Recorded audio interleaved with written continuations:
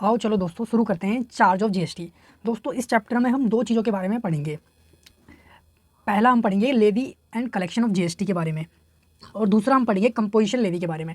तो लेवी और कलेक्शन क्या होता है उसके बारे में हम पढ़ने वाले इस चैप्टर के अंदर। इस पूरे चैप्टर के अंदर हमें सिर्फ दो सेक्शंस की बात करनी है, section 9 of CGST act and section 10। Section 9 जो बात करता है वो लेवी एंड कलेक्शन की बात करता है, और सेक्शन 10 जो बात करता है वो कंपोजिशन लेवी की बात करता है। हम इन दोनों के मतलब आगे पढ़ेंगे। तो दोस्तों इस चैप्टर को शुरू करने से पहले मैं आपको ना जीएसटी का थोड़ा सा बैकग्राउंड देना चाहूँगा। आप ध्यान से सुनना, बहुत इंपॉर्टेंट है। क्या आपको पता है कि गवर्नमेंट के पास कोई भी टैक्स लेने की पावर कहाँ से आती है?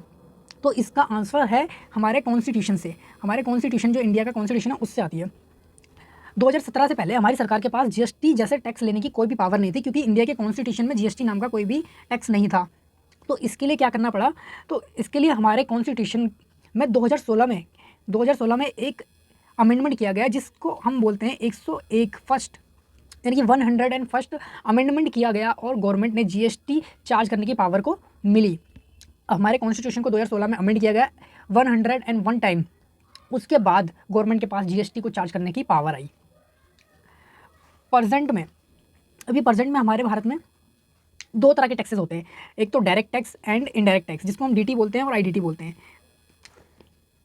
तो डायरेक्ट टैक्स क्या होता है? डायरेक्ट टैक्स क्या होता है? जो आपकी इनकम पे लेवी होता है, और कलेक्शन डायरेक्ट टैक्स का सेम पर्सन से होता है। यानी कि अगर आपने किसी एक इनकम को कमाया है तो आप पर ही वो लेवी होगा और आपसे ही सरकार टैक्स लेगी। लेकिन इनडायरेक्ट टैक्स क्या होता है? इनडायरेक्ट टैक्स का मतलब है जब लेवी किसी और पर्सन से हो और टैक्स कलेक्शन किसी और पर्सन से हो। यानी कि टैक्स, गवर्नमेंट को टैक्स लेना तो पर्सन ए से है, लेकिन वो बोलेगी कि तू बी से, लेकिन वो गवर्नमेंट बी को बोलेगी तू ए से कलेक्ट कर और मेरे को दे, क्योंकि गवर्नमेंट यहाँ पर डायरेक्ट कस्टमर से टैक्स नहीं ले सकती। तो जीएसटी के आने से पहले काफ़ी सारे इनडायरेक्ट टैक्सेस हुआ करते थे, जैसे एक्साइज ड्यूटी हुआ करता था जो मैन्युफैक्चरिंग पर लगता था। अब जब कोई भी मैन्युफैक्चर करता था किसी भी प्रोडक्ट को, तो उसमें जो टैक्स लगता था वो एक्साइज ड्यूटी लगती थी। और उसको प्रोडक्ट को मैन्युफैक्चर करने के बाद अगर सेल किया जाता था तो उस पर टैक्स जो लगता था उसका नाम वैट होता था, या फिर सीएसटी कब लगता था? अगर आपने एक स्टेट से दूसरे स्टेट में गुड्स को सेल किया है तो वहाँ पे सेंट्रल स्टेट टैक्स लगता था। लेकिन अगर आपने विद इन स्टेट कोई गुड्स को सेल किया है तो वहाँ पर वैट लगता था। तो ये तो गुड्स के ऊपर टैक्स लगते थे। अगर आपने सर्विसेज में कोई सर्विसेज दी हैं तो वहाँ पर सर्विस टैक्स हुआ करता था। तो ऐसे ही 18 टैक्सेस थे जो जीएसटी आने के बाद रिप्लेस हो गए जीएसटी के अंदर। तो टैक्स के लिए, किसी भी टैक्स को लेवी करने के लिए ना एक टैक्सेबल इवेंट होता है। वह टैक्सेबल इवेंट जिसके करते ही आपके ऊपर जीएसटी के या फिर उस एक्ट के प्रोविजन लग जाते हैं। जैसे एक्साइज में क्या था? वो टैक्सेबल इवेंट था जब आप कोई प्रोडक्ट मैन्युफैक्चर करते थे तो वो एक्साइज ड्यूटी, वहाँ पर आपका टैक्सेबल इवेंट था मैन्युफैक्चरिंग ऑफ एनी गुड्स और आर्टिकल। वैट में क्या है कि आपने इंटर स्टेट सेल कर दी किसी गुड्स की तो वहाँ पर वैट लग जाता था, तो उसको लिए टैक्सेबल इवेंट क्या था? Inter state sale. अगर आपने इंटर स्टेट सेल करी है तो वहाँ पर सीएसटी लग जाता था। अगर आपने किसी सर्विसेज प्रोवाइड करी है तो वहाँ पर सर्विस टैक्स लग जाता था। तो इनकी सर्विसेज, ये हमने देखी इनकी टैक्सेबल इवेंट। अब जीएसटी में टैक्सेबल इवेंट का मतलब है सप्लाई। जीएसटी में दो तरह की सप्लाई हो सकती है, ठीक है। जीएसटी में जो टैक्सेबल इवेंट है आपका वो सप्लाई है, और दो तरह की सप्लाई हो सकती है। एक हो सकती है इंटर स्टेट सप्लाई और एक इंट्रा स्टेट सप्लाई। अब इंट्रा मतलब और इंटर मतलब अगर सप्लाई जो रेसिपेंट है, हाँ, इंटर और इंट्रा स्टेट का मतलब हम समझते हैं, ठीक है। इंटर स्टेट मतलब है अगर location of supplier and place of supply अलग अलग स्टेट में है ना, यानी कि एक मान लो उत्तराखंड में है और दूसरी पंजाब में है, तो यहाँ पर जो टैक्स लगेगा वो नहीं, यहाँ पर जो सप्लाई है वो इंट्रा स्टेट सप्लाई हो जाएगी। अगर लेकिन location of supplier and place of supply दोनों कहाँ पर है? सेम स्टेट में है, तो इस वाली जो सप्लाई को बोला जाएगा वो इंटर स्टेट, यानी कि दिल्ली में ही सप्लायर लोकेटेड है और प्लेस ऑफ सप्लाई जो है वो भी दिल्ली में ही है, तो वो जो ट्रांजैक्शन है, वो सप्लाई का टाइप जो है उसको हम इंट्रा स्टेट सप्लाई बोलेंगे।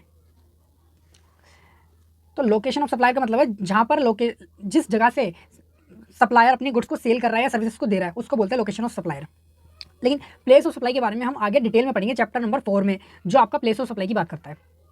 इंडिया में क्या है? डुअल जीएसटी है। इंडिया में जो जीएसटी का मॉडल अडॉप्ट किया है हमने, वो डुअल जीएसटी का मॉडल अडॉप्ट किया है, जिसमें सेंट्रल जीएसटी है और स्टेट एंड यूटी जीएसटी है। क्या आपको पता है इंडिया में कितने स्टेट हैं और कितने यूनियन टेरिटरीज हैं?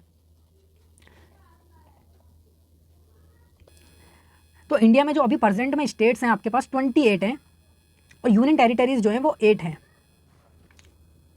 लेकिन जीएसटी में स्टेट अलग है हमारे पास, जो जीएसटी में हमारे पास स्टेट हैं वो 31 है और यूनियन टेरिटरीज जो हैं हमारे पास वो 5 है।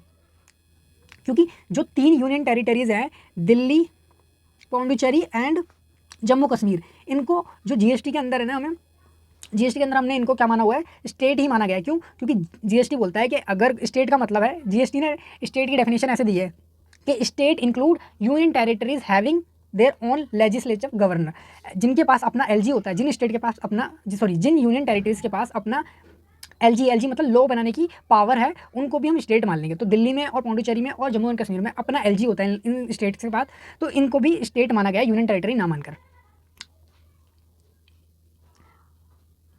तो यूनियन टेरिटरीज कौन कौन सी हमारे पास? 8 है वैसे, लेकिन 3 को हम नहीं मानेंगे। तो अंडमान निकोबार यूनियन टेरिटरी आपका, Chandigarh, Dadar and Nagar Haveli and Daman and Diu, Lakshadweep, Ladakh and बाकी की 3 कौन सी होगी? जम्मू कश्मीर, पौंडुचेरी एंड दिल्ली। इनको हम लेकिन क्या मानेंगे? स्टेट मानेंगे। तो इसलिए आपने देखा होगा अगर आप दिल्ली में कोई भी चीज़ परचेस करते हो तो उस पर स्टेट जीएसटी लगता है, ना कि यूटी जीएसटी लगता है, इसी कारण से लगता है वो।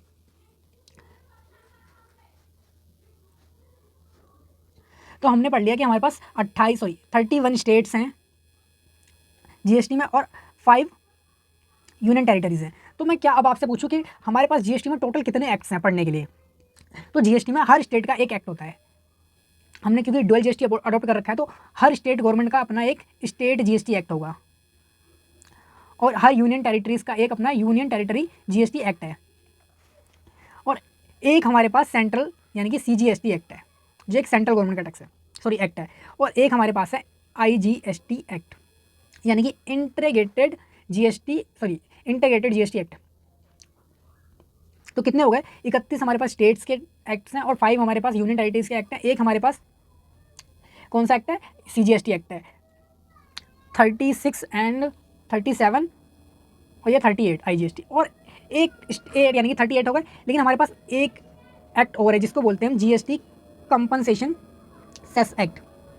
ये सारे 2017 में आपके एक्ट बने हैं, यानी कि आपने 18 कानून को ख़त्म करके 39 नए एक्ट पास किए। तो क्या हमें सारे एक्ट को पढ़ना है? तो क्या हमें 39 एक्ट पढ़ने हैं? तो इसका आंसर है नहीं, हमें सिर्फ 2 एक्ट के बारे में पढ़ना है। पहला आपका CGST act and state GST act. अब जो ये सारे 35 एक्ट्स हैं ना, ये सीजीएसटी एक्ट के ही कॉपी पेस्ट हैं। इनमें थोड़े बहुत चेंजेस, बिल्कुल माइनर से चेंजेस हैं, स्टेट्स ने करे हुए हैं अपने लिए। लेकिन जो ये सीजीएसटी एक्ट है ना, ये आपका मैन है। ये सारे जो इसमें लिखा है वही इनमें लिखा हुआ है, वही कॉपी पेस्ट इनमें लिखा हुआ है, स्टेट और यूटी वाले एक्ट्स में। तो हमें सिर्फ 2 ही एक्ट पढ़ने हैं, और जिसमें भी मैन हमें सीजीएसटी एक्ट पढ़ना है, आईजीएसटी एक्ट हमें नहीं पढ़ना, बहुत ही कम पढ़ना है। तो चलो दोस्तों, हमने जीएसटी के बारे में काफ़ी कुछ समझ लिया। अब हम शुरू करते हैं अपना इंपॉर्टेंट कॉन्सेप्ट, जो है इस चैप्टर में हमें पढ़ना है।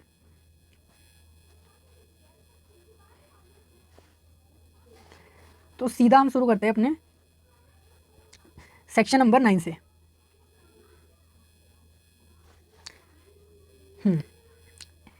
Levy and collection of CGST act, section 9 of CGST act. इसके स्टैचुटरी प्रोविजंस, यानी कि जो आपके सीजीएसटी एक्ट 2017 में जो सेक्शन 9 है, उसके प्रोविजंस को हम पढ़ने वाले हैं। तो सीजीएसटी एक्ट का सेक्शन 9 आपको बताएगा कि कब आपके ऊपर जीएसटी एक्ट लेवी होगा मतलब कलेक्शन की बात नहीं हो रही, अभी लेवी की बात हो रही है सिर्फ। कब आपके ऊपर ये एक्ट लेवी हो जाएगा। तो आइए दोस्तों समझते हैं 9 सबसेक्शन 1। एक बार मैं रीड करता हूँ, पूरा लॉ की लैंग्वेज है, इस लॉ की लैंग्वेज को हम रीड करते हैं और समझने की कोशिश करते हैं। इसके बाद में आपको एक सिंपल लैंग्वेज में बताऊंगा कि ये सेक्शन कहना क्या चाहता है। तो आप ध्यान से पढ़ना। Subjected to the provisions of subsection 2, आप एक बार इसको इग्नोर करके चलो, आगे से पढ़ो। There shall be levied a tax called central goods and services tax on all intra state supplies of goods और सर्विसेज और both except on supply of alcoholic liquor for human consumption on value determined under section 15 at such rates not exceeding 20% as may be notified by government on recommendation of council and collected in such manner as may be prescribed and shall be paid by taxable person। तो हमने law की language को पढ़ लिया, लेकिन अब हम इसको एक आसान भाषा में समझते हैं। तो 9(1) ने क्या कहा 9(1) ने कहा कि alcoholic liquor for human consumption, यानी कि जो ऐसी अल्कोहल जो ह्यूमन कंजम्पशन के काम आती है उसको छोड़कर सभी इंट्रा स्टेट सप्लाईज पे क्या लगेगा, इंट्रा स्टेट सप्लाईज पर ऑफ गुड्स और सर्विसेज पर एक टैक्स लगेगा जिसका नाम central goods and services tax होगा। यह टैक्स उस वैल्यू पर लगेगा जो हम सेक्शन 15 में बताएंगे आपको। हम आगे इसी एक्ट का सेक्शन नंबर 15 पढ़ेंगे, वहाँ पर हम देखेंगे कि जो टैक्स लगता है वो किस वैल्यू के ऊपर लगेगा, और टैक्स उस रेट से लगेगा जो रेट सेंट्रल गवर्नमेंट नोटिफाई करेगी, लेकिन वो रेट क्या हो सकती है 20% से ज़्यादा नहीं हो सकती। तो यानी कि CGST एक्ट के अंदर मैक्सिमम जो टैक्स की रेट रह सकती है वो 20% रह सकती है, लेकिन 20% सिर्फ CGST की बात हो रही है। IGST एक्ट के अंदर भी 20% यानी कि 40% आपकी मैक्सिमम GST चार्ज हो सकता है किसी ट्रांजेक्शन पर। तो सबसेक्शन 1 में हमने पढ़ लिया, लेकिन टैक्स से यहाँ पर लिखा है पेड बाय टैक्सेबल पर्सन। अब इसका टैक्सेबल पर्सन का मतलब क्या है, एक बार इसकी डेफिनेशन में आपको पढ़ा। टैक्सेबल पर्सन का मतलब है कोई भी ऐसा पर्सन जो रजिस्टर है GST के अंदर या फिर लाइबल है रजिस्ट्रेशन के लिए, या जिसको रजिस्ट्रेशन कराने की लाइबिलिटी आ गई है सेक्शन 22 और 24। 22 में कुछ ऐसे केसेस है जब आपकी कुछ टर्नओवर की लिमिट के बेसिस पे, जब आपका सेल्स का जो लेवल है, जो टर्नओवर है आपकी थ्रेशोल्ड के बेस पे आपको रजिस्ट्रेशन लेना होता है GST के अंदर। 10 लाख 20 लाख 40 लाख टर्नओवर की लिमिट से अगर ये लिमिट आपकी क्रॉस हो जाती है किसी भी फाइनेंशियल ईयर में, तो तब आपको GST में रजिस्ट्रेशन लेने की रिक्वायरमेंट आती है। लेकिन 24 में कुछ ऐसे मैंडेटरी केसेस हैं जहाँ पर आपको आपका अगर टर्नओवर 0 भी है तब भी आपको GST में रजिस्ट्रेशन लेना पड़ जाता है। तो टैक्सेबल पर्सन का मतलब हो गया या तो आप रजिस्टर हो, लेकिन अगर रजिस्टर नहीं हो, लाइबल टू रजिस्टर हो, तब भी आपके ऊपर GST लग जाएगा और आपको पे भी करना पड़ेगा। तो अब पढ़ते हैं अब सबसेक्शन 2,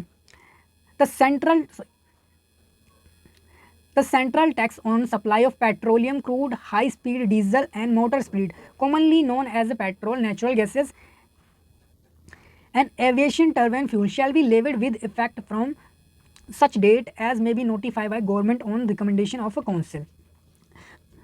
सबसेक्शन 2 आपने पढ़ा, कुछ समझ में आया आपको? नहीं समझ आया तो मैं समझाता हूँ। इस सबसेक्शन ने कहा कि इन 5 प्रोडक्ट्स पर GST उस दिन से लगेगा जिस दिन गवर्नमेंट नोटिफाई करेगी कि आज से ये प्रोडक्ट GST की इस रेट से चार्ज होंगे। तो यह 5 प्रोडक्ट कौन कौन से थे हमने देखा, petroleum crude, high speed diesel, motor speed या फिर जिसको पेट्रोल भी कहते हैं, natural gases and aviation turbine fuel. Aviation turbine fuel का मतलब जो हवाई जहाज के अंदर डाला जाता है जिससे हवाई जहाज उड़ता है, उसको एविएशन टरबाइन फ्यूल कहते हैं। अब हम सबसेक्शन 3 की तरफ आते हैं। सबसेक्शन 3 ने क्या बोला, गवर्नमेंट में on recommendation of council by notification specify category of supply of goods और सर्विसेज और both the tax on which shall be paid on reverse charge basis by recipient of such goods or services or both, and all provisions of this act shall apply to such recipient as if he is the person liable for paying tax in relation to supply of such goods or services। कुछ समझ आया? चलो मैं बताता हूँ। यह section हमें बता रहा है कि गवर्नमेंट स्पेसिफाई कर सकती है कुछ कैटेगरी ऑफ सप्लाईज को। अगर आपने कुछ गुड्स या सर्विसेज, कुछ स्पेसिफिक कैटेगरी के गुड्स या सर्विसेज को लिया है, तो उन केसेस में GST जो लेवी एंड कलेक्शन होगा वो रेसिपेंट से किया जाएगा। नॉर्मल केस में क्या होता है, GST की लेवी रेसिपेंट पर होता है। GST लेवी रेसिपेंट पर होता है, मतलब जो कस्टमर है उस पर लेवी होता है, लेकिन कलेक्शन जो किया जाता है वो सप्लायर से किया जाता है। लेकिन कुछ ऐसे सप्लायर भी हैं जिन केसेस में सरकार के लिए क्या हो जाता है, डिफ़िकल्ट हो जाता है उनसे टैक्स कलेक्ट कर पाना। तो इसलिए उन केसेस में सरकार RCM बेसिस पर टैक्स चार्ज करती है। और सारे जो प्रोविजंस हैं GST एक्ट के वो उस रेसिपेंट पर लग जाते हैं जो उस सर्विस को ले रहा है। यह मान लिया जाता है कि वही सप्लायर है। अब RCM का मतलब क्या है? RCM का मतलब मैं आपको बताऊंगा। सपोज करो नॉर्मली क्या होता है, आप किसी रेस्टोरेंट में जाते हो, वहाँ पर खाना खाते हो, जो भी सर्विस लेते हो उनके, तो जो बिल आता है ना, आपका बिल मानो 10,000 रुपये का आ गया आपका, जो इस पर GST लगता है ना, वो रेस्टोरेंट वाला आपसे GST भी चार्ज कर लेता है। सपोज करो इसमें 10% का GST लगता है, तो वो आपसे 10% GST 10,000 के ऊपर चार्ज कर लेता है और आपसे 11,000 रुपये ले लेता है। अब इसमें 10,000 तो उसके जेब में जाने वाले हैं और 1,000 जो है वो गवर्नमेंट को डिपॉजिट करेगा, आपसे कलेक्ट किया वो टैक्स। तो आपने अगर कोई इनवॉइस देखा हो तो ऐसे ही होता है। लेकिन रिवर्स चार्ज में क्या होता है, अब ये जो ये जो रेस्टोरेंट वाले हैं ना वो आपसे सिर्फ 10,000 रुपये चार्ज करेगा। सपोज करो कि गवर्नमेंट नोटिफाई किया है कि जो रेस्टोरेंट की सर्विसेज है ना उन पर हम रिवर्स चार्ज पे टैक्स लेंगे, तो अब ये रेस्टोरेंट वाला क्या करेगा, आपसे सिर्फ 10,000 रुपये चार्ज करेगा। और जो जैसे ही आप खाना खा के बाहर निकले, मान लो रेस्टोरेंट के गेट से बाहर निकले, वैसे ही आपको 2 बंदे मिले, एक मोदी एक केजरीवाल। मोदी और केजरीवाल दोनों बोलने लगे कि आप खाना खा के आ रहे हो, हमने तो इस पर रिवर्स चार्ज लगा रखा है 10,000 के ऊपर, 9% तुम मेरे को दे दो, सॉरी 10% मांगा था उन्होंने, 5% और 5%, यानी 500 रुपये दोनों हाथ मिला के आ गए, ये 500 रुपये हमारे दे दो रिवर्स चार्ज के बेसिस पे। तो इस केस में क्या हो रहा है, जो बंदा है जो खाना खाने गया है सीधा उसी से गवर्नमेंट टैक्स ले रही है, तो इसमें इसको बोलते हैं रिवर्स चार्ज। लेकिन रेस्टोरेंट वाले से जब टैक्स लेती है तो वो होता है नॉर्मल केस, जिसमें आपको सप्लायर से टैक्स लेती है सरकार। तो रिवर्स चार्ज का मतलब तो यह है।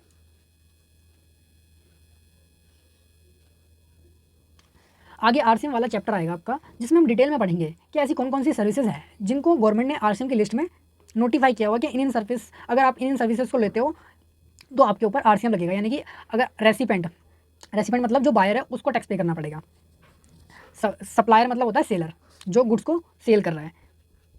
तो अभी के लिए मैं आपको कुछ एग्जांपल दूं आरसीएम सर्विसेज के लिए, तो कि जैसे सरकार ने कौन कौन सी सर्विसेज को आरसीएम में डाला हुआ है। तो पहली सर्विसेज है आपकी ट्रांसपोर्ट सर्विसेज, ट्रांसपोर्ट सर्विसेज पे आरसीएम लगता है।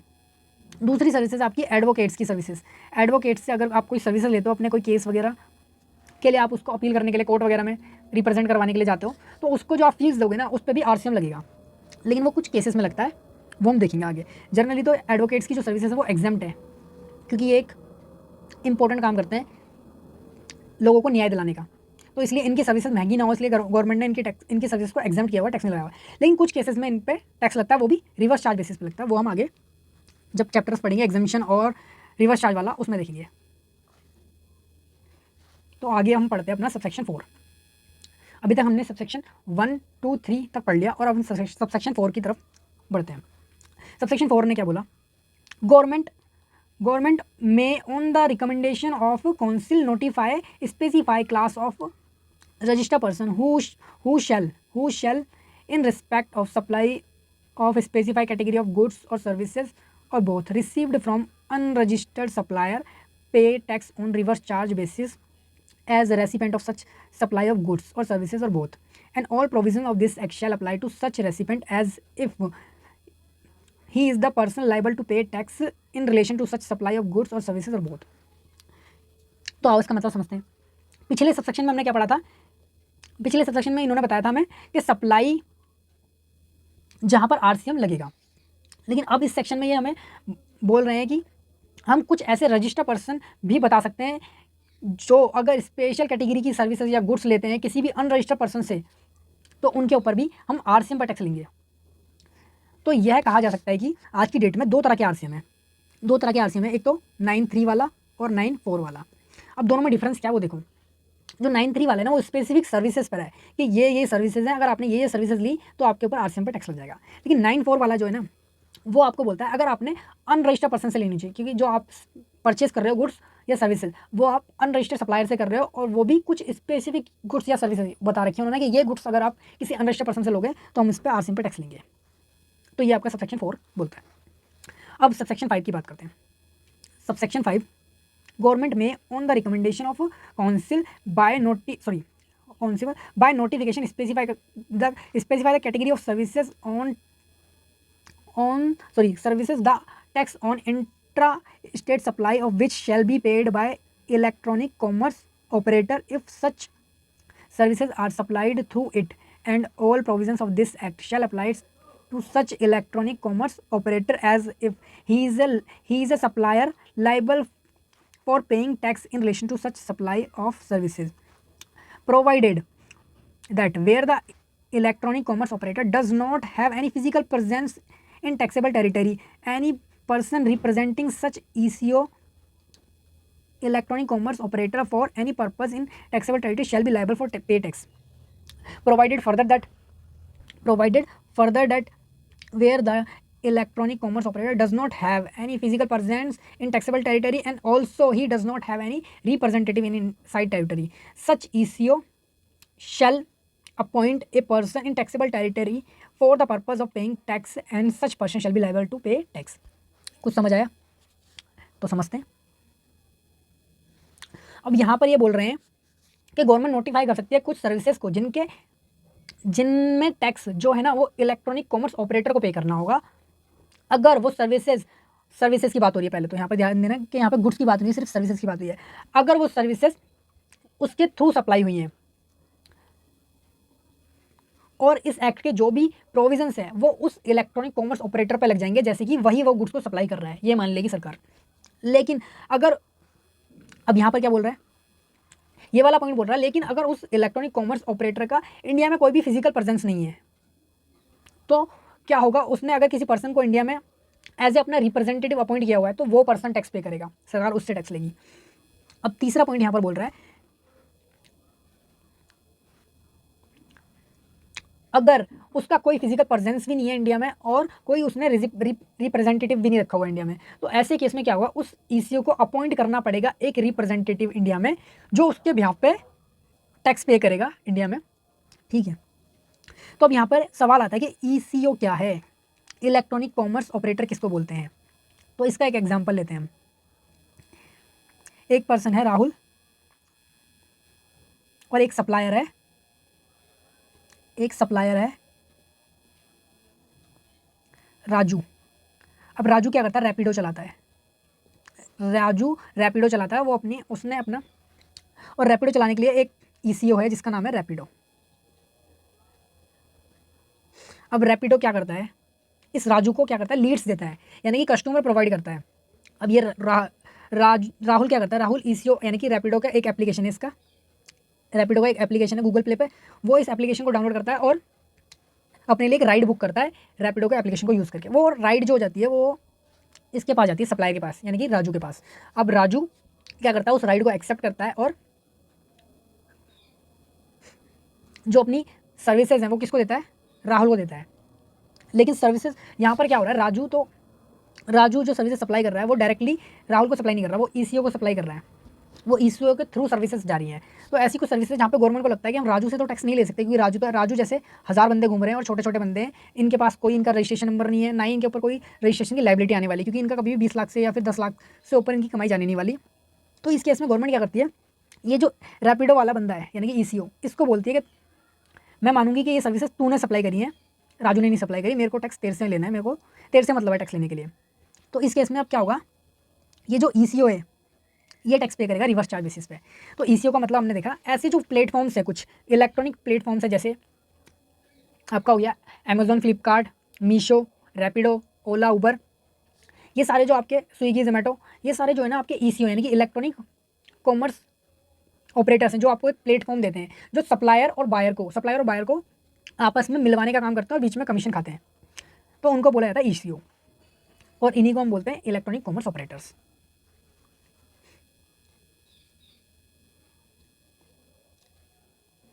तो यहाँ पर हमारा सेक्शन 9 खत्म हो जाता है।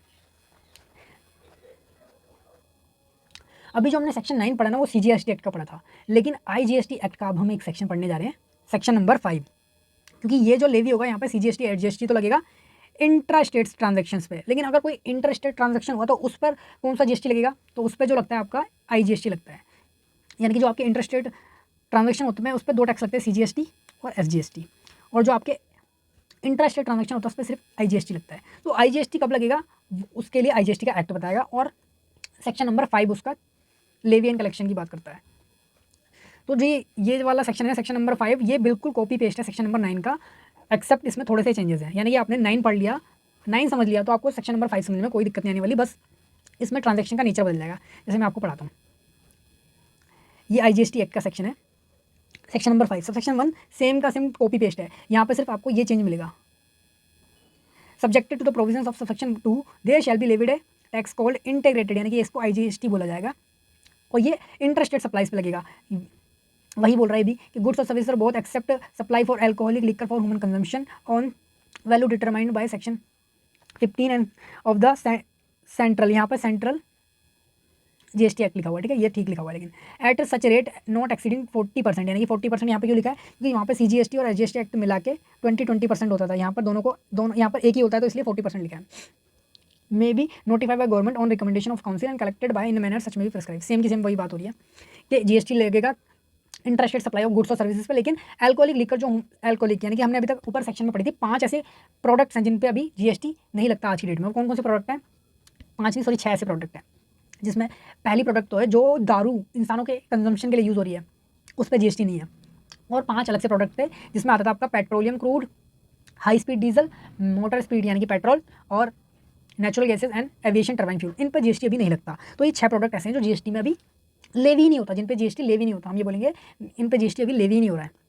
तो यहाँ भी सेम वही बात हो रही है कि जीएसटी पेट्रोलियम प्रोडक्ट पे नहीं लगेगा, वो मोटर स्पीड पे नहीं लगेगा। तो सेम का सेम वही पूरा का पूरा बात है यहाँ भी। अब सबसेक्शन 3 भी सेम वही है कि स्पेसिफाई करेंगे category of services goods tax on which shall be paid on A reverse charge by recipient of such goods और सप्लाई एंड ऑल प्रोविजंस क्या होंगे उस रेसिपेंट पे अप्लाई हो जाएंगे। सबसेक्शन 4 भी यहाँ पर सेम है कि गवर्नमेंट क्या कर सकती है, रिकमेंडेशन यानी कि जीएसटी काउंसिल की रिकमेंडेशन पे स्पेसिफाई कर सकती है classes of registered persons who shall in respect of supply of specify category of goods और services are both receive from unregistered supplier pay tax on reverse charge basis as the recipient of such supply of goods or services or both, and all provisions of this act shall apply to such recipient as if he is a person liable for paying tax in relation to such supply of goods or services or both। Same के same वही बात हो रही है। Subsection 5 same वही eco की बात करेगा ये भी कि गवर्नमेंट में on the recommendation of GST council by notification specify the category of services the tax on inter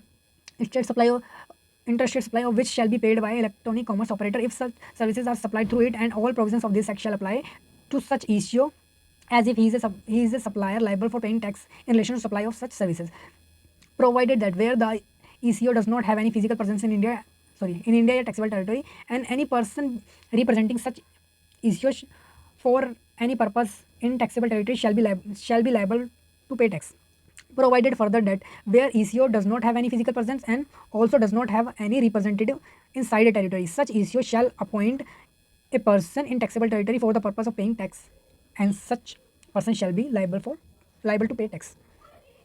तो यहाँ पर हमारा सेक्शन 9 यानी कि CGST एक्ट और IGST एक्ट का लेवी एंड कलेक्शन वाला सेक्शन खत्म हो जाता है। इसके आगे हम सेक्शन नंबर 10 की बात करेंगे जो आपका कंपोजिशन लेवी की बात करता है।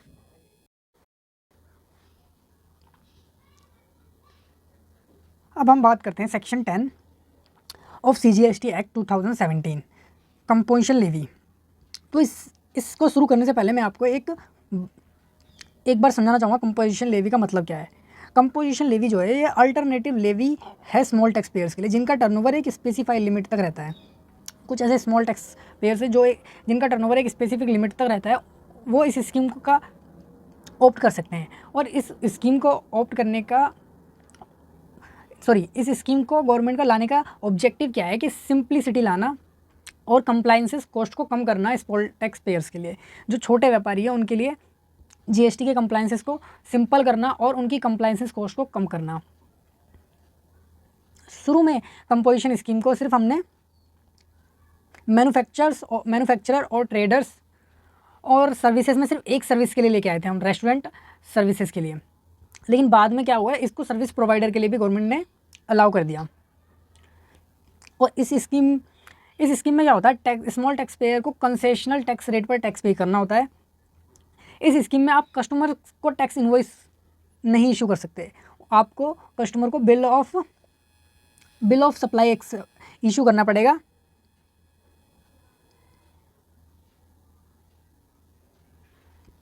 और यह जो स्कीम है ना आपके लिए टैक्स कंप्लाइंसेस कम करेगी, आपकी कंप्लाइंसेस कॉस्ट को सेव करेगी। तो इसे समझे तो आपके लिए टैक्स की कंप्लाइंसेस कैसे कम होने वाला है इस स्कीम को ऑप्ट करने के बाद। जब नॉर्मल लेवी होता है जो सेक्शन 9 का होता है उसमें क्या होता है, आपको मंथली टैक्स की पेमेंट करनी होती है और मंथली आपको अपनी रिटर्न फाइल करनी पड़ती है, यानी कि GSTR 1 और 3 भी आपको मंथली या क्वार्टरली फाइल करनी होती है। लेकिन अगर आप ये कंपोजिशन स्कीम ले लेते हो ना तो आपको क्या करना होगा, आपको सिर्फ एक क्वार्टरली पेमेंट करनी होगी, टैक्स की क्वार्टरली पेमेंट करनी होगी और एक बार साल में एक रिटर्न फाइल करनी होगी सिर्फ। तो ऐसे आपकी कंप्लाइंसेस कॉस्ट कम होगी और आपके लिए टैक्स के कंप्लाइंसेस भी कम होंगे। यह स्कीम आप तभी ले सकते हो जब आप इसके लिए एलिजिबल होंगे और सेक्शन 10 में दी गई सभी कंडीशंस, सेक्शन 10 कंडीशंस बताया जाता है और एलिजिबिलिटी क्राइटेरिया बताता है कि कौन कौन पर्सन इस स्कीम के अंदर आ सकता है। तो अब हम शुरू करते हैं सेक्शन 10 और देखते हैं क्या कंडीशन और एलिजिबिलिटी क्राइटेरिया है। तो यहाँ से इसके प्रोविजन शुरू हो जाते हैं। तो इसके लिए मैं आपको एक नोट्स से पढ़ाते हैं हम, ठीक है। मैंने आपको जैसा कि बता दिया कि कंपोजिशन स्कीम क्या है, टर्नओवर के बेस पे रहती है। जो स्मॉल टैक्स पेयर्स हैं, यानी कि टैक्स पेयर जो छोटे व्यापारी हैं, उनका अगर टर्नओवर एक लिमिट तक रहता है तो वो इस स्कीम में आ सकते हैं। तो उस लिमिट को थ्रेशोल्ड क्या है वो पढ़ते हैं, ठीक है। एग्रीगेट टर्नओवर की लिमिट देखी जाती है इसमें। तो एग्रीगेट टर्नओवर का मतलब क्या है, कौन टर्नओवर की लिमिट क्या है, एग्रीगेट टर्नओवर की लिमिट क्या है इस स्कीम को ऑप्ट करने के लिए। तो उसमें आपको देखना पड़ेगा कि आप कौन सी स्टेट से बिलोंग करते हो। क्या आप स्पेशल कैटेगरी स्टेट से हो या आप इन अदर स्टेट से हो। स्पेशल कैटेगरी स्टेट में एक्सक्लूड कर देना आपको जम्मू कश्मीर, हिमाचल प्रदेश और आसाम को, इन 3 स्टेट को छोड़ के। यानी स्पेशल कैटेगरी स्टेट्स कौन कौन सी है वो मैं आपको एक बार बता देता हूँ कौन कौन सी है। वो एक बार पढ़ लेते हैं हम, स्पेशल कैटेगरी स्टेट कौन कौन सी है। तो स्पेशल कैटेगरी की जो स्टेट्स हैं हमारे पास वो ये हैं: अरुणाचल प्रदेश, उत्तराखंड, मणिपुर, मेघालय, मिजोरम, नागालैंड, सिक्किम, त्रिपुरा, ठीक है। तो इन वाली जो स्पेशल कैटेगरी की स्टेट लिमिट है आपके लिए, लेकिन ये यहाँ पर कितनी है, 8 दी हुई है आपको। 8 स्पेशल कैटेगरी की स्टेट दी गई है, लेकिन ये टोटल स्पेशल कैटेगरी स्टेट्स हमारे पास 11 है। 8 तो ये हो गई और 3 ये हो गई, असम, हिमाचल प्रदेश और जम्मू कश्मीर। इनमें ये हमने देख लिया कौन कौन सी स्टेट्स हमारी है। तो अगर आप स्पेशल कैटेगरी स्टेट्स में आपका बिजनेस है, स्पेशल कैटेगरी स्टेट का मतलब हमने देख लिया, या फिर आपका किसी अदर स्टेट में, स्पेशल कैटेगरी स्टेट में या फिर किसी आपका अदर स्टेट में, लेकिन स्पेशल कैटेगरी स्टेट में आपको किन किन को हटा देना है, जम्मू कश्मीर को, हिमाचल प्रदेश को और आसाम को। अगर आपका बिजनेस जो है इन स्टेट्स में है तो आपके लिए जो लिमिट रहने वाली है टर्नओवर की वो 70 लाख रहने वाली है। आपको अपने जिस फाइनेंशियल ईयर में कंपोजिशन स्कीम को ऑप्ट करना चाहते हो उससे प्रीवियस फाइनेंशियल ईयर में आपको अपना टर्नओवर चेक करना पड़ेगा कि आपका टर्नओवर 75 लाख से ज़्यादा है या कम है। अगर ज़्यादा है तो आप ऑप्ट नहीं कर सकते इस स्कीम को, अगर कम है तो आप आ सकते हो। लेकिन अगर आप स्पेशल कैटेगरी स्टेट्स में ना होकर किसी अदर स्टेट में हो तो आपके लिए ये लिमिट 1.5 CR हो जाएगी। तो आपको अपने लास्ट ईयर की टर्नओवर देखनी है, 1.5 CR तक है तो आप इस स्कीम में आ सकते हो, अदरवाइज़ आपके लिए स्कीम नहीं रहेगी। तो ये अब 75 लाख और 1.5 CR कैलकुलेट करते टाइम आपको एग्रीगेट टर्नओवर में क्या क्या लेना है। तो एग्रीगेट टर्नओवर का यहाँ पर मतलब है ऑल टैक्सेबल सप्लाई, जितनी भी आपने टैक्सेबल सप्लाई करी उसमें प्लस कर देनी है आपको एग्जाम सप्लाई। एग्जाम सप्लाई का मतलब क्या होता है, ऐसी सप्लाई जिन पे या तो टैक्स की रेट निल है या फिर वो गवर्नमेंट ने होली एग्जाम्प्ट की हुई है, या तो वो निल है या फिर उसको गवर्नमेंट ने एग्जाम्प्ट किया गया है। और एग्रीगेट अभी तक हमने टैक्सेबल और एग्जाम्प्ट सप्लाई को ऐड कर दोगे तो आपका एग्रीगेट टर्नओवर आएगा, और उसमें आपको नॉन टैक्सेबल सप्लाईज को भी ऐड कर देना है। यानी कि नॉन टैक्सेबल गुड्स कौन सी हैं, नॉन टैक्सेबल टर्नओवर आपका क्या हो सकता है आज की डेट में। जीएसटी सिर्फ 6 प्रोडक्ट पे नहीं लगता है, वो कौन कौन सी प्रोडक्ट हैं, एक तो alcoholic liquor for human consumption, petroleum crude, natural gas, aviation turbine fuel, high speed diesel, motor speed. In 6 product पे क्या है आज की डेट में जीएसटी नहीं लगता, तो इनको नॉन जीएसटी या नॉन टैक्सेबल गुड्स बोला जाता है, क्योंकि इन पर जीएसटी लेवी ही नहीं होता है। तो आप इनको सप्लाई करते हो तो आपको ये भी ऐड कर लेना है। इसमें से आपको माइनस करना है अपना एग्रीगेट टर्नओवर निकालते हुए इनवर्ड आरसीएम सप्लाई, जो आपने परचेस करी आरसीएम पर, जो आपने परचेस करी जिस पर आरसीएम लगता था, यानी कि रिवर्स चार्ज पे आपको टैक्स पे करने की लायबिलिटी थी, तो आपको इंक्लूड लेस कर देना है। लेकिन जब आप एग्रीगेट टर्नओवर निकालोगे तो इसमें कोई भी आप इंटरेस्ट की इनकम ऐड नहीं करोगे। यानी कि आपको कोई इंटरेस्ट मिला, आपने किसी को लोन दिया था उससे आपने इंटरेस्ट कमाया, तो वो आपका एग्जेम्प्ट सप्लाई तो है लेकिन वो आपको इसमें काउंट नहीं करना है एग्रीगेट टर्नओवर में। तो एग्रीगेट टर्नओवर आपको क्यों चाहिए, एग्रीगेट टर्नओवर आपको ये चाहिए कि आप इस स्कीम के अंदर आ सकते हो या नहीं आ सकते हो। इस स्कीम में आने के 2 रास्ते हैं, ठीक है। अगर आप स्पेशल कैटेगरी स्टेट से हो तो आपके लिए ये लिमिट 75 लाख रहेगी कि आप 75 लाख से नीचे वाले हो या 75 लाख तक है आपका टर्नओवर, तो आप इस स्कीम को ऑप्ट कर सकते हो, अदरवाइज नहीं कर सकते। तो वो स्कीम के ऑप्ट की एलिजिबिलिटी निकालने के लिए आपको एग्रीगेट टर्नओवर की जरूरत पड़ेगी, और एग्रीगेट टर्नओवर ऐसे निकलेगा: taxable supply, exempt supply, non taxable, और उसमें से आपको ऐसी सप्लाईज माइनस करनी है जिस पर आपको रिवर्स चार्ज पर टैक्स पे करना है। अगर किसी एक स्टेट से ज़्यादा स्टेट में सेक्शन 10 लिया हुआ है, अगर किसी पर्सन ने किसी एक स्टेट से ज़्यादा स्टेट में सेक्शन 10 लिया हुआ है, यानी कि कंपोजिशन स्कीम ऑप्ट करी हुई है, तो कोई भी एक स्टेट अगर 75 लाख वाली लिमिट में, यानी कि अगर मान लो मेरे 5 स्टेट में बिजनेस है, तो जिसमें से एक भी अगर स्टेट मेरी स्पेशल कैटेगरी स्टेट में आ जाती है और 4 मेरी अदर स्टेट्स में बिजनेस है, तो जो मेरे ऊपर लिमिट लगेगी ना वो 75 लाख वाली लगेगी। तो यह सब स्टेट के लिए लिमिट कितनी हो जाएगी, 75 लाख हो जाएगी। यानी कि सारी स्टेट का आपको देखना है 75 लाख की लिमिट। अब हम देखते हैं और कुछ कंडीशंस है, who are eligible for composition scheme. Conditions क्या है कि सप्लायर ऑफ गुड्स होना चाहिए नॉट लेवल टू जीएसटी। आपको ऐसी गुड्स के सप्लायर ऑफ गुड्स होने चाहिए। तो यहाँ पर हम पढ़ने वाले हैं कि कौन कौन से ऐसे पर्सन है जो एलिजिबल नहीं है कंपोजिशन स्कीम को ऑप्ट करने के लिए। तो ऐसे सप्लायर ऑफ गुड्स नहीं होने चाहिए जो वो 6 गुड्स को सप्लाई करता है जो जिस पे जीएसटी लेवी ही नहीं होता है। अगर आप उन गुड्स को सप्लाई करते हो तो आप पर ये स्कीम नहीं लगेगी, आप नहीं ले सकते। मतलब अगर आप इंटर स्टेट सप्लाई करते हो, इंटर स्टेट आउटवर्ड सप्लाई करते हो, यानी कि इंटर स्टेट सेल करते हो आप, तो भी आप नहीं ले सकते। यानी कि आप एक स्टेट से दूसरी स्टेट करते हो। हमने ये स्कीम स्मॉल टैक्स पेयर के लिए बनाई, लेकिन आपका बिजनेस इतना बड़ा है कि आप इंटर स्टेट भी सप्लाई कर रहे हो तो आप तो छोटे हो ही नहीं, इसलिए आपके लिए स्कीम नहीं रहने वाली। तीसरी कंडीशन है, अगर आप ऐसे सप्लायर हो जो गुड्स सप्लाई करता है अपनी इलेक्ट्रॉनिक कॉमर्स ऑपरेटर के थ्रू, जहाँ पर ईसीओ क्या करता है, आपका टीडीएस कलेक्ट करता है, तो भी आपके लिए स्कीम नहीं रहने वाली। फोर्थ कंडीशन है, अगर आप मैन्युफैक्चरर हो इन नोटिफाइड गुड्स के, अगर आप इन 4 गुड्स को बनाते हो तो भी आप इस स्कीम में नहीं आ सकते। तो इसका शॉर्टकट मैंने बनाया हुआ IPCT। IPCT का मतलब क्या है देखते हैं। आई से है आप आइसक्रीम बनाते हो, ठीक है, आप आइसक्रीम के मैन्युफैक्चरर हो, या फिर आप पी से पान मसाला के मैन्युफैक्चरर हो, या टबैको या गुटखा बनाते हो, आप मैन्युफैक्चर करते हो, या कोल्ड ड्रिंक आप मैन्युफैक्चरिंग करते हो। तो इन चीज़ों के केस में आप क्या नहीं कर सकते, सेक्शन 10 को नहीं ले सकते। फिफ्थ,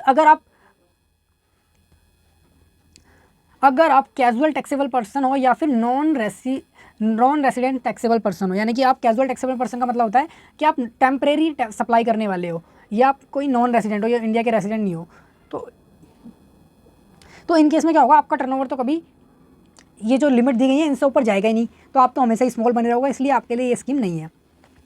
सिक्स्थ कंडीशन है supplier of services. Supplier of services भी क्या है, वो इस स्कीम में नहीं आ सकते एक्सेप्ट अगर वो रेस्टोरेंट एंड आउटडोर कैटरिंग की सर्विसेज में है। हाउएवर, लेकिन एलिजिबल पर्सन जो ऊपर एलिजिबल पर्सन है वो सप्लाई कर सकते हैं services of value not exceeding ₹5 lakh और 10% ऑफ टर्नओवर इन स्टेट और union territory in previous year whichever is higher. ठीक है, सप्लाई और सर्विसेज ये स्कीम तो नहीं ले सकते, लेकिन अगर ऊपर वो एलिजिबल हैं तो वो एक लिमिट तक सर्विसेज को सप्लाई कर सकते हैं, जिसकी लिमिट क्या रहने वाली है 5 लाख और 10% ऑफ उनका प्रीवियस ईयर के टोटल टर्नओवर का। ठीक है, उस लिमिट तक वो सर्विसेज भी सप्लाई कर सकते हैं। जैसे कोई मैन्युफैक्चरर है तो वो सर्विसेज देता है, तो इस लिमिट तक वो दे सकता है। लेकिन सर्विसेज सप्लाई और सर्विसेज में आपको एक सर्विस अलाउ रहेगी, रेस्टोरेंट वाली सर्विसेज देते हो आप तो आपके लिए स्कीम है, जैसा हमने शुरू में ही देखा था। जब भी आप कैलकुलेट करोगे वैल्यू ऑफ सप्लाई अपनी, यहाँ पे हमने देखना कि वैल्यू ऑफ सप्लाई आप जब कैलकुलेट करोगे, ठीक है, करंट ईयर में जब भी आप वैल्यू ऑफ सप्लाई निकालोगे ना, तो आपको इंटरेस्ट इनकम को उसमें नहीं लेना है, यानी कि आपको इंटरेस्ट इनकम को ऐड नहीं करना है अपनी वैल्यू ऑफ सप्लाई निकालते टाइम। अब देखते हैं कुछ और कंडीशंस क्या हैं और कंडीशन और रेस्ट्रिक्शंस क्या रहने वाली हैं अगर आप कंपोजिशन स्कीम ऑप्ट कर लेते हो। तो जो आप क्या करोगे, टैक्स पे करोगे ना, आप नॉर्मल टैक्स रेट से टैक्स पे करोगे अगर आप कोई भी इनवर्ट सप्लाई लेते हो जिस पे आरसीएम लगता है, यानी कि आप कोई भी ऐसी परचेज करते हो जिस पे रिवर्स चार्ज पे आपको टैक्स पे करने की लायबिलिटी आती है, तो आपको नॉर्मल रेट से टैक्स पे करना पड़ेगा। आप कभी भी, यानी कि आप कंसेशनल टैक्स रेट यहाँ पर नहीं लगेगी, आपकी परचेज वाली सप्लाई पे आपकी कंसेशनल टैक्स रेट नहीं लगेगी, वो सिर्फ सेल पर रहेगा। आप टैक्स इनवॉइस इशू नहीं कर पाओगे, अपने कस्टमर्स को आपको बिल ऑफ सप्लाई देना पड़ेगा। आप उनसे टैक्स कलेक्ट नहीं कर पाओगे अपने कस्टमर से। आप इनपुट टैक्स नहीं ले पाओगे परचेज पर, आप इनपुट टैक्स क्रेडिट नहीं लोगे। इसकी कंडीशंस है, इस स्कीम में आते हो तो आपको कुछ चीज़ें छोड़नी पड़ेंगी, मतलब जो नॉर्मल प्रोविजंस होते हैं उनसे अलग चीज़ें आपके लिए हैं। आप इंटर स्टेट, यानी कि एक स्टेट से दूसरी स्टेट, अपनी स्टेट से बाहर आप परचेज तो कर सकते हो, लेकिन आप अपनी स्टेट से बाहर सेल नहीं कर सकते। यानी कि आप दिल्ली के पर्सन हो तो आप दिल्ली में ही सेल कर सकते हो, आप दिल्ली से बाहर सेल नहीं कर सकते। तो ये कुछ कंडीशंस हैं आपके इस सेक्शन को लेने की।